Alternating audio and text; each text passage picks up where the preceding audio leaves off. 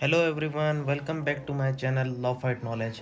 आज का जो हमारा टॉपिक है वो है section 523 CrPC, application for release of property. तो इस सेक्शन का मतलब भी मैं आपको बताऊंगा और इसकी वैल्यू क्या है हमारी कोर्ट लाइफ के अंदर। तो चलिए, वीडियो को स्टार्ट करने से पहले आप हमारा channel like, share and subscribe कर लीजिए ताकि ऐसी नई वीडियोस हम आपके लिए डेली बना कर लेकर आएँ। तो चलिए स्टार्ट करते हैं।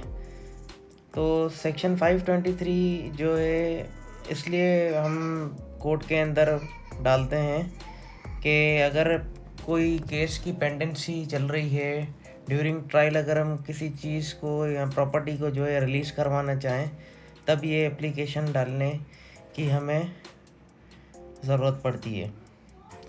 तो सबसे पहले जो है टाइटल आ जाएगा, in the honourable court of JM 11 east Karachi, criminal miscellaneous application number of 2024 या 25 जो भी ईयर है उसके अंदर आप जो है पुट कर देंगे। उसके बाद पार्टीज़ के नेम आ जाएंगे विद एड्रेसेस, देन वर्सेस, उसके बाद स्टेट और रेस्पोंडेंट। ठीक है, उसके बाद जो भी सेक्शन है वो आप यहाँ पर पुट कर देंगे अंडर सेक्शन, और PS और कौन से PPC के सेक्शंस जो हैं वो लगे हुए हैं वो भी आप इसमें डाल देंगे। 550 सेक्शन का मतलब ये है कि 550 एक CRPC क्रिमिनल प्रोसीजर कोड का एक सेक्शन है जिसको कहते हैं कि अगर गाड़ी कोई लावारिस मिलती है या ऑन स्पॉट किसी एक्यूज से बरामद होती है तो वो जो है 550 जो है उसके ऊपर टोला नंबर लगता है। तो इस सेक्शन का मतलब यही है।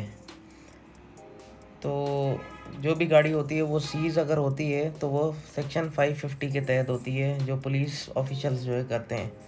और फिर उस प्रॉपर्टी को रिलीज़ करवाने के लिए हम सेक्शन 523 CRPC की एप्लीकेशन जो है ऑनरेबल कोर्ट के अंदर सबमिट करते हैं। तो यहाँ पर जो है टाइटल आ जाएगा एप्लीकेशन का, application under section 523 for release of property on the basis of सुपरदारी।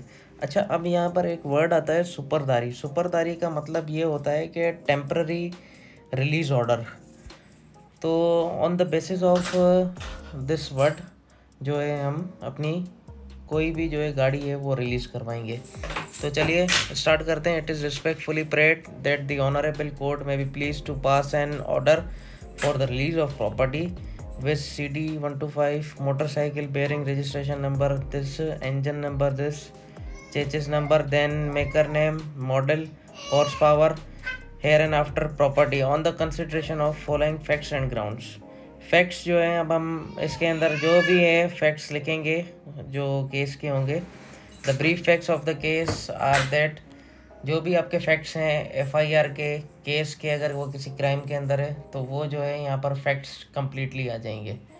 उसके बाद जो है लास्ट में हम ये लिखेंगे, the applicant being a possessor of the said property prefer instant application before this honourable court for taking the custody of the same on the basis of सुपरदारी on the consideration of following facts and grounds. उसके बाद जो है grounds की heading आ जाएगी। पर grounds जो हैं आप कौन से चूज़ करना चाहते हैं जिसकी बेस के ऊपर जो है आपकी 523 की एप्लीकेशन ग्रांट हो। तो चलिए ग्राउंड नंबर 1 पढ़ते हैं। That the applicant is the last possessor of the said property and therefore he is entitled to obtain the custody of the same on the basis of सुपरदारी। That the applicant purchase the said property, जिससे भी गाड़ी purchase की थी, अगर कोई पुराना honour है तो उसका एग्रीमेंट जो है आप अटैच कर देंगे। और जो भी सेट प्रॉपर्टी है ग्राउंड नंबर 3 के अंदर लिखा हुआ है कि जो भी सेट प्रॉपर्टी आप जिससे भी परचेज़ की है उसके जो है आप डॉक्यूमेंट्स इधर एनेक्स करेंगे। उसके बाद the aforesaid case property is a valuable property of applicant and it is presently lying at the police station Bhadrabad in the open space and without due and proper care and therefore losing its value by each passing day। अच्छा, इस application को डालने का मकसद ये भी है कि जो केस प्रॉपर्टी होती है वो थाने के ऊपर जो है पड़े पड़े ख़राब हो जाती है और डी वैल्यू हो जाती है। तो उसको डी वैल्यू होने से बचाने के लिए जो है हम ये एप्लीकेशन डालते हैं। ये भी एक ग्राउंड है। that the applicant is facing great inconvenience in traveling due to non availability of the aforementioned property. ठीक है, that there is no adverse claimant. अच्छा, कोई क्लेमेंट भी नहीं है इस प्रॉपर्टी का सिवाय जो पोजेसर है उसके, तो ये भी एक ग्राउंड है।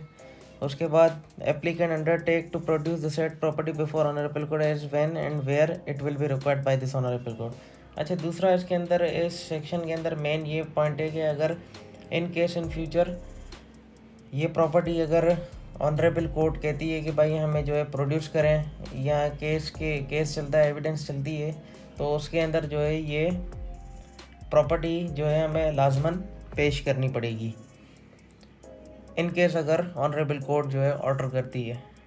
That applicant undertakes not to sell. अच्छा, दूसरी बात ये कि ये जो है केस प्रॉपर्टी जो है, जब तक आपका केस पेंडिंग है कोर्ट के अंदर, तब तक जो है इस प्रॉपर्टी को आप डिस्पोज ऑफ नहीं कर सकते, ना सेल कर सकते हैं। और इसके अलावा पॉइंट नंबर 9 में एक फर्निश करेंगे आप पीआर बॉन्ड, जिसकी बेसिस के ऊपर ऑनरेबल कोर्ट को आप सेटिस्फाई करेंगे कि जो है हम वापसी जो है अपनी केस प्रॉपर्टी प्रोड्यूस करेंगे इन केस अगर रिक्वायर्ड होगी केस में। That in the case instant application is not that in case the instant application is not allowed, the applicant shall be seriously prejudiced। अगर ये एप्लीकेशन अलाउ नहीं होती तो इससे जो है जो पोजेसर है या एप्लीकेंट है उसको जो है नुकसान होगा बहुत सारी चीज़ों का। एक तो उसके प्रॉपर्टी की डिवैल्यूएशन होगी, दूसरा उसको आने जाने के अंदर मुश्किलात का सामना करना पड़ेगा। ठीक है जी। उसके बाद फिर जो है लास्ट में the prayer is made in the interest of justice. यहाँ पर लेफ़्ट के ऊपर कराची, देन राइट के ऊपर यहाँ पे एडवोकेट आ जाएगा, उसके बाद dated and last possessor applicant के सिग्नेचर आएंगे। और लास्ट में जो है इसमें एक एफिडेविट भी जो है लगेगा जो एप्लीकेंट एक्यूज जो है उसका, जिससे गाड़ी बरामद हुई थी। ठीक है, ये आप जो है एफिडेविट बना के आप अपनी कोर्ट के अंदर जो है अपनी केस प्रॉपर्टी रिलीज़ करवा सकते हैं। तो यही था आज का हमारा टॉपिक। अगर वीडियो आपको पसंद आई हो तो लाइक, शेयर एंड सब्सक्राइब कर दीजिएगा हमारे चैनल को। Thank you for watching. अल्लाह हाफिज़।